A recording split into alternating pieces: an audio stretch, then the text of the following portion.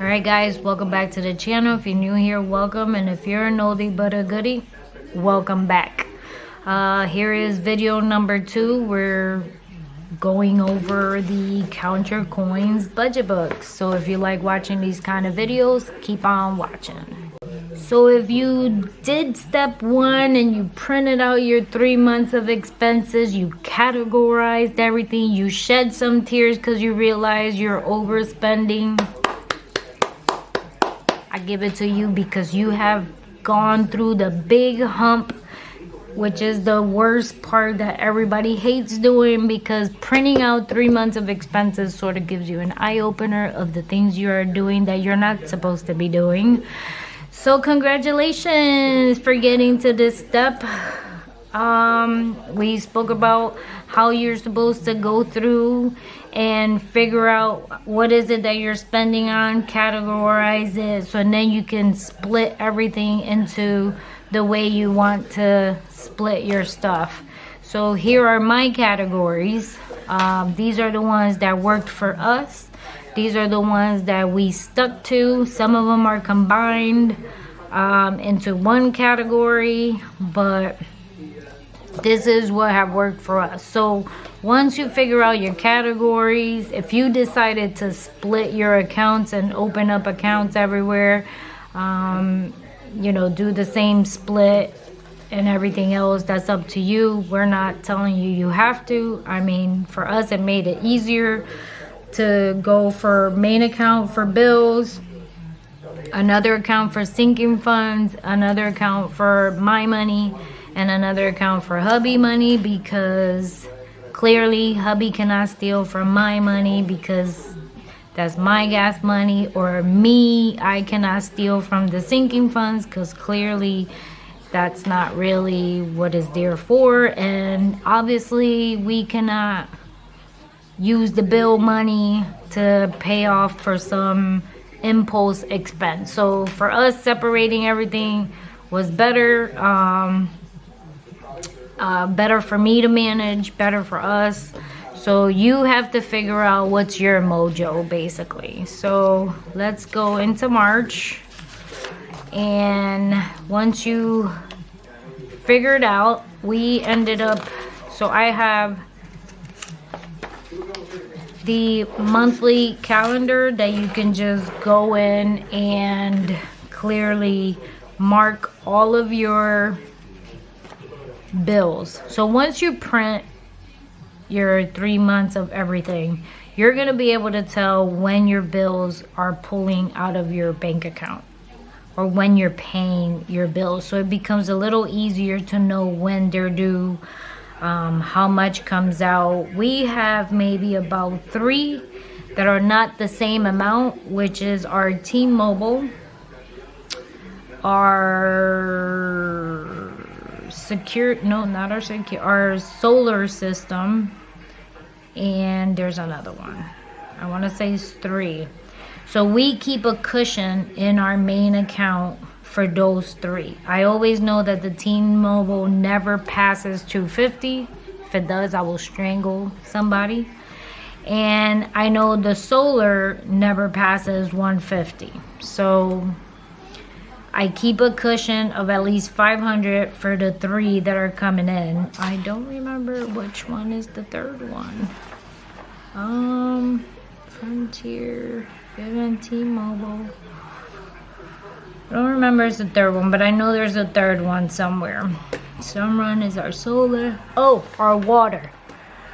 Our water bill never passes 75. So we always keep a cushion, because I know the cell phone is never more than 250. The water is never more than 75. And I know that my solar, even on its worst days, it never passes more than 150. So that's why my total is 475, and that's why we leave a cushion of $500, right? That being said, once you do the calendar, now you have the printout of all your expenses. Now in here, you're gonna go in and write down when everything is due, including your credit cards, including your loans, anything that you have to pay that's mandatory in life. You have to put it in the calendar, right? Then once you do this section, because and then now you'll be able to tell when are they due. Now you can go into your debt tracker. Once you go into your debt tracker, the debt tracker is going to be another one that is going to be an eye opener for people, because people don't realize how much debt they are in. I usually go from smallest to largest. I didn't go by interest, because the only thing that accumulates interest in our lives at this moment is just the vehicle we just purchased and the 2 houses. And those are my 2 biggest balances that we owe. Everything else that we have is 0% interest, which means it does not accumulate any interest while we're paying it. School clearly is 0 interest because we're not paying it at the time. Then the next thing you're gonna put is so you're gonna have to log in to every debt you have: credit cards, loans, school loans, home mortgage, anything, even medical bills if you owe any medical bills. And then you're gonna write them down again on a piece of paper, grab a notebook, write them down, log in and write them down. Once you log in and you write them down, then you can go from smallest to largest. You can know when the due date is, because clearly you're gonna know when you paid it during your printout from your account. So you can write the due date, your interest rate, the minimum amount due. This is important. So the minimum amount due, not how much you would like to pay them, the minimum amount due. So mainly all credit cards, I believe, usually are between $50 to $25 a minimum a month. So once you go in, you put them smallest to largest. That's all you're gonna do in this page. You'll probably shed a tear or two, because then you're gonna realize how much money you owe to people. And is gonna probably, drive you crazy. But then the next thing is, now you have your spending tracker. Now I use it's a spending tracker. It's a register. It's just like a register. Is everything you're gonna write down everything here. The first thing you want to do is you want to start with your balance. Right?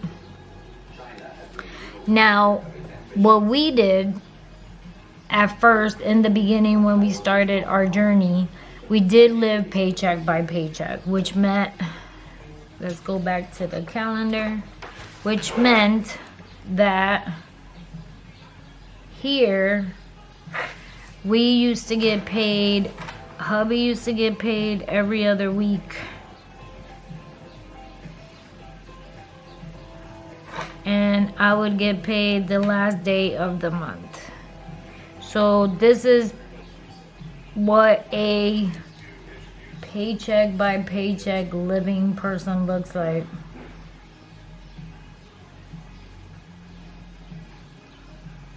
And what happened was, wherever you see a $sign, I would pay whatever was coming up all the way into the next $sign. So with this paycheck, I would pay this, this, this, this, this, this, this, until this paycheck. Then this paycheck paid this, this, this, this, this, this, this, and this. Okay? And then this paycheck was for the following month. And that's what living by paycheck means, right? If you follow the Budget Mom, I think it's her name. I think that's her name. She will highlight, I guess, a paycheck with this color and then highlight what you paid or what you were gonna pay with this color, just so you can see it. I love her, actually. She's cool. I follow her all the time. And then this paycheck will be here. But this is really what a living by paycheck looks like, right? But that's not how I do it because I don't live by paycheck anymore. But what we ended up doing was we pay a month ahead.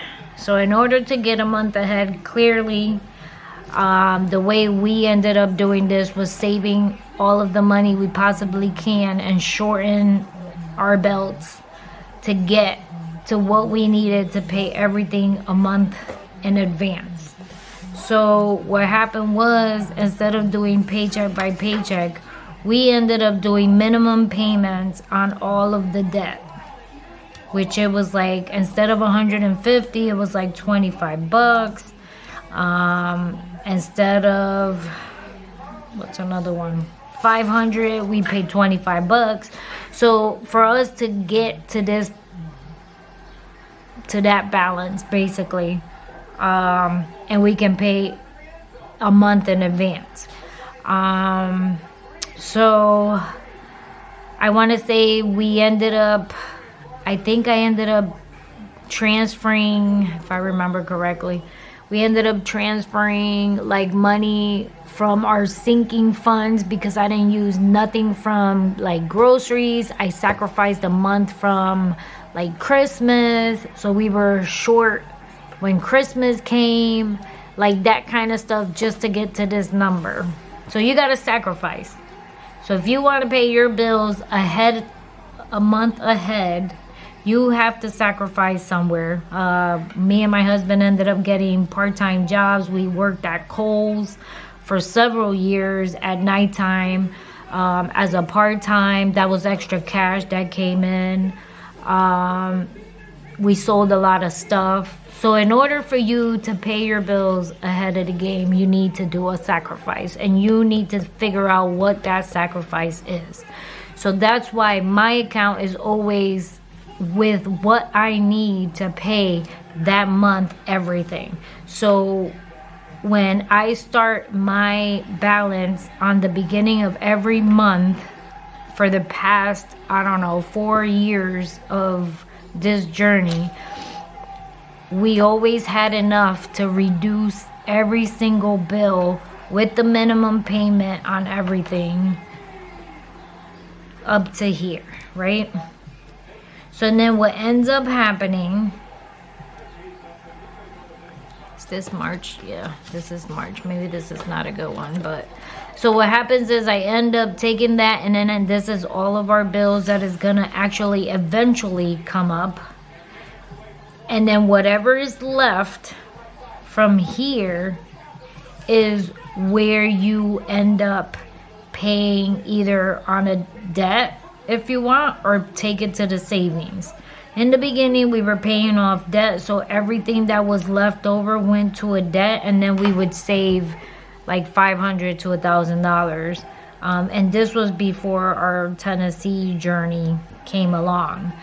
So once we actually came here, you have a total here, which I didn't total it, but I put most of it to a debt in March, and then anything after that is actually income that comes in.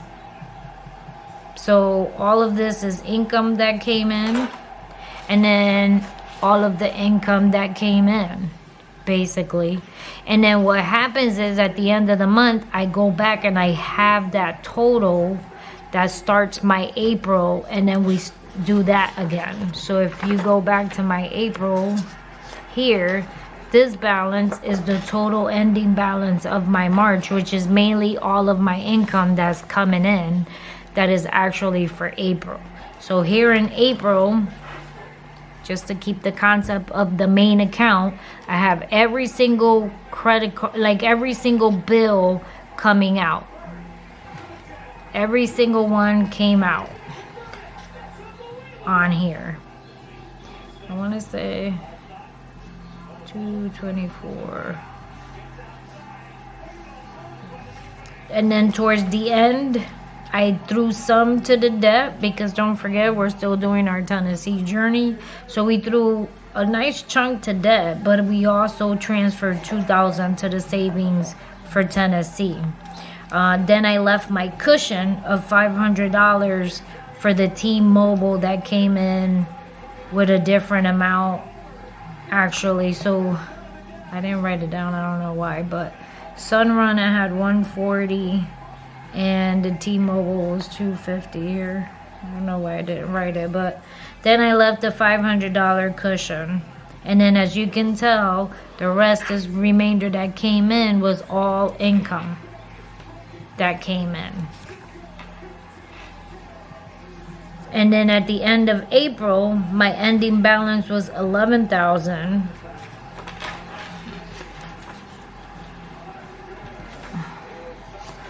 And then let me show you May, which the beginning of May, our beginning balance for May was $11,000. Then we kept the same concept. I went in and reduced all of my bills.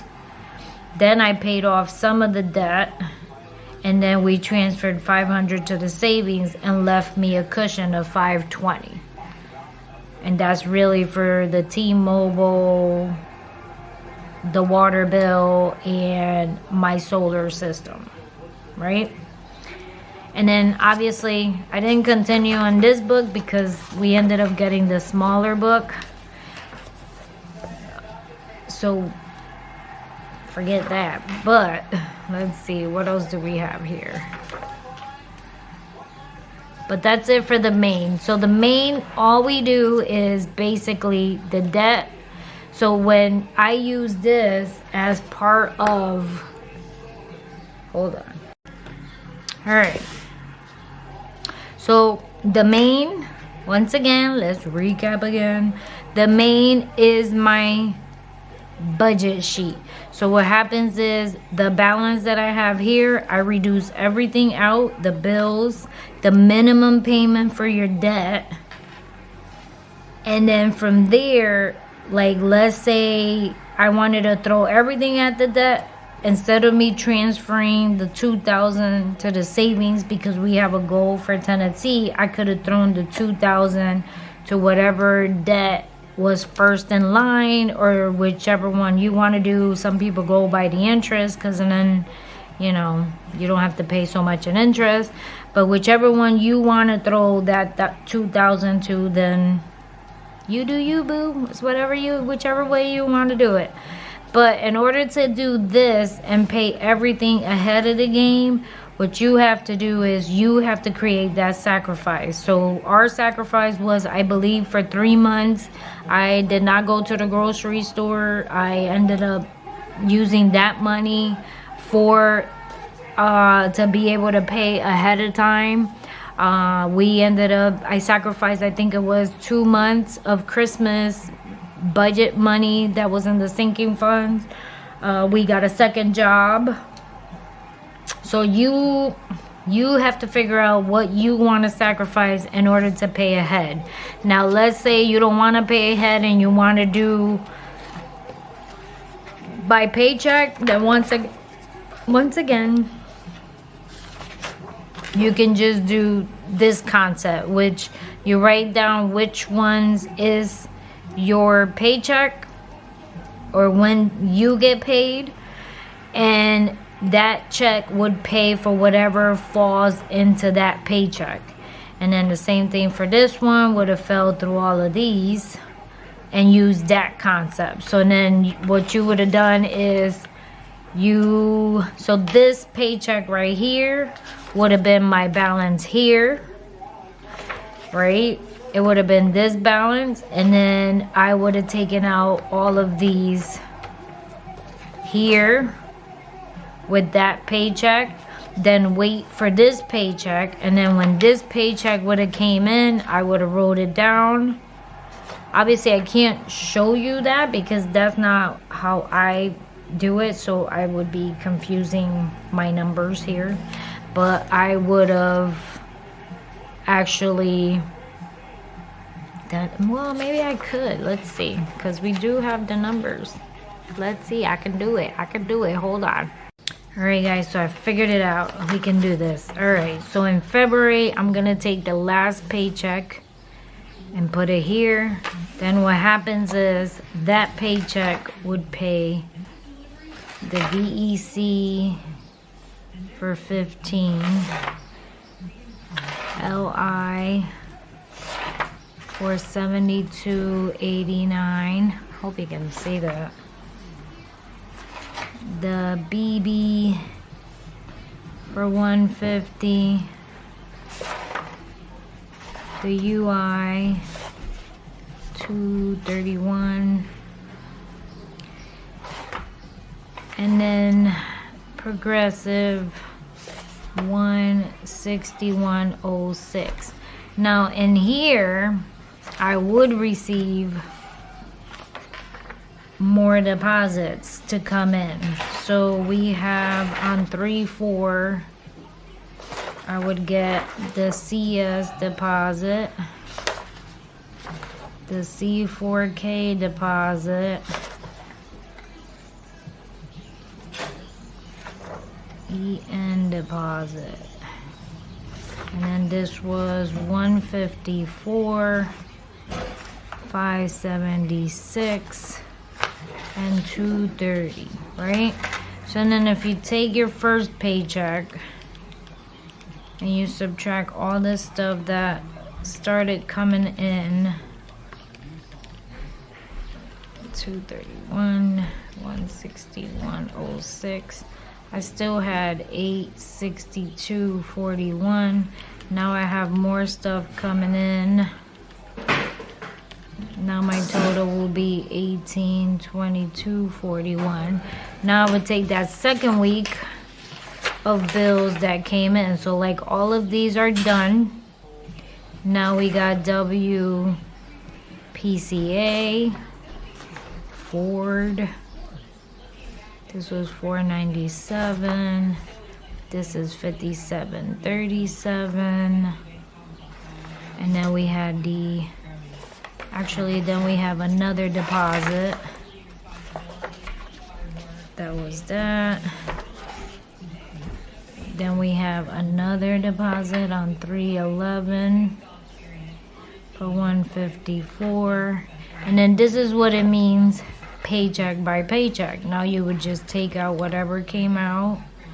Minus 497. I got, that's not it. 1822.41 minus 57.37. 497. I have 1268.04 plus the 154. I got the 1422.04. Right, watch it. Then we had another deposit and Lexman's deposit. So we got 52, 29, 73, 20. Then I have my deposit on the 15 of 1583.81. Now you add those up.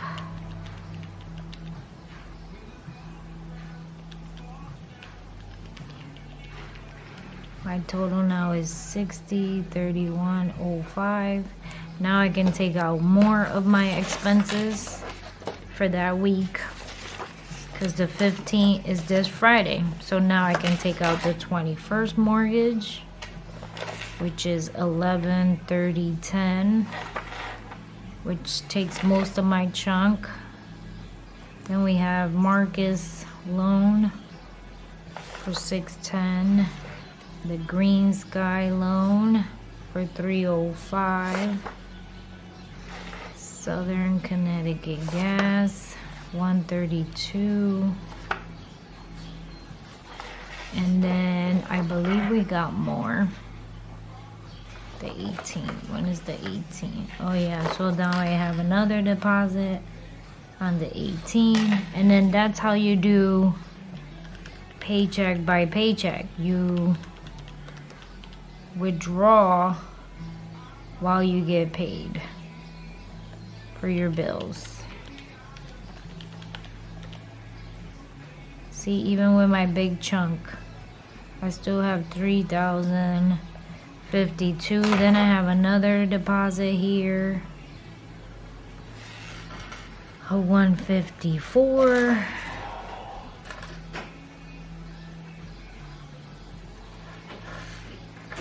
Yeah, you see, and then you just keep going. And that's how you do the paycheck by paycheck. Where's my phone? Somewhere around there. Oh, So I hope that made sense. But this is more of the paycheck by paycheck. As you get your income in, you reduce your bills and so forth. So that's it for today. Thank you for watching. God bless. Don't forget to subscribe, give it a thumbs up, and I will see you guys on the next one. Bye guys.